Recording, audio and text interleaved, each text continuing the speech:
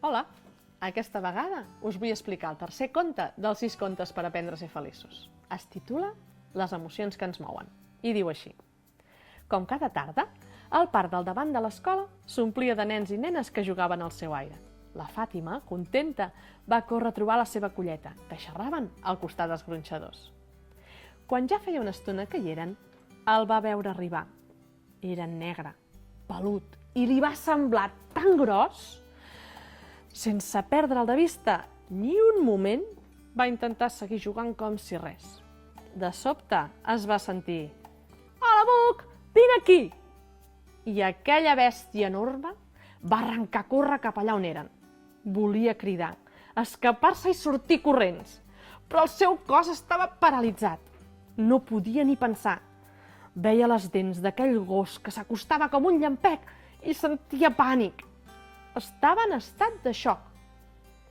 Li van caldre un parell de segons per reaccionar i d'un estirabot va fugir corrents com si li anés la vida. Estava tan espantada que no va veure el graó que hi havia al seu darrere i es va entrebancar. Es va torçar el peu i va caure rodolant per terra.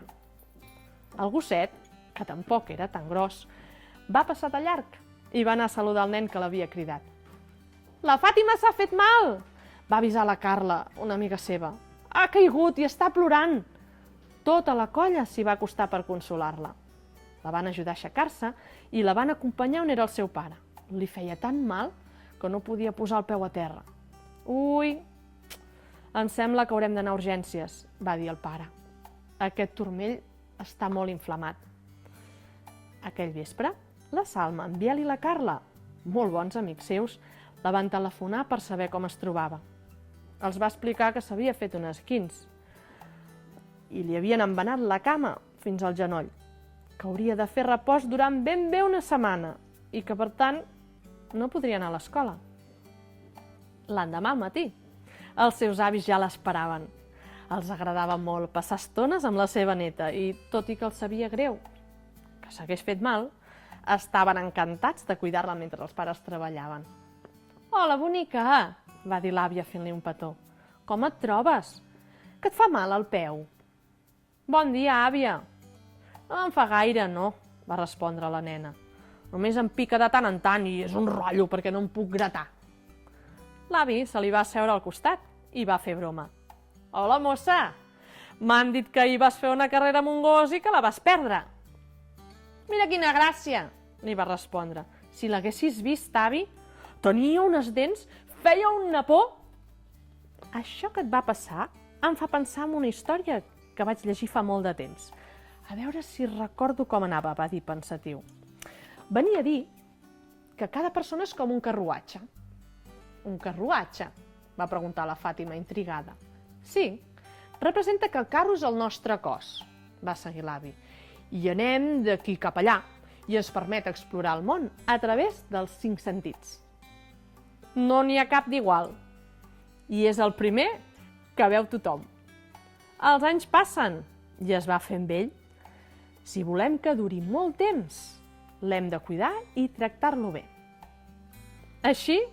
És com si se m'hagués trencat una roda, oi?», va preguntar la nena amb picardia. «Exacte», va fer l'avi. «Ahir els teus cavalls et van jugar una mala passada». «Els meus cavalls? Si no en tinc pas de cavalls jo», va respondre ella. «És clar que sí, cadascú té els seus», va continuar l'avi. «Sense els cavalls, que són les emocions, el carro no es mouria.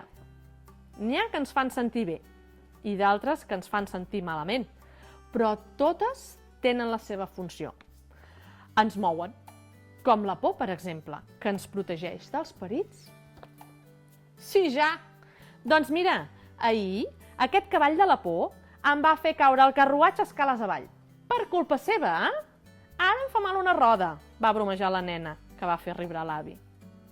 «D'una manera o d'una altra, totes les emocions afecten el nostre cos», va fer ell. «A mi», va afegir l'àvia, que també escoltava, «la tristesa em treu la gana. I quan estic preocupada, tinc mal de cap». «És veritat», va observar la Fàtima. «Jo quan estic nerviosa em fa un mal a la panxa». «Avi, oi que el que li passa al cos també afecta les emocions?», va preguntar. Quan la mare té mal de queixal, està d'un mal humor. Doncs ara que ho dius, tens tota la raó, va respondre l'avi. Jo quan no he dormit prou, m'enfado per qualsevol cosa. Sí, i quan tens gana també, va afegir l'àvia i van riure tots tres. Dalt del carruatge hi va un conductor que guia els cavalls. Va seguir explicant l'avi. Oh, era una conductora. Bé, tant se val.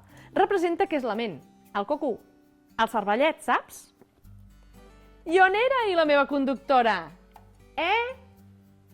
Va preguntar la Fàtima donant-se uns copets suaus al cap. Ui, va fer l'avi. Els cavalls, vull dir les emocions, tenen bona memòria. Recordes aquell gos que et va empaitar i et va mossegar de petita? La nena va fer que sí amb el cap. Des d'aleshores, quan en veus un, la pots posar en marxa i agafa el control. La conductora no té temps ni de pensar. L'avi tenia raó. Quan hi havia un gos a prop, la Fàtima s'angoixava. Li passaven les ganes de jugar i demanava de tornar cap a casa. Sempre li passava el mateix.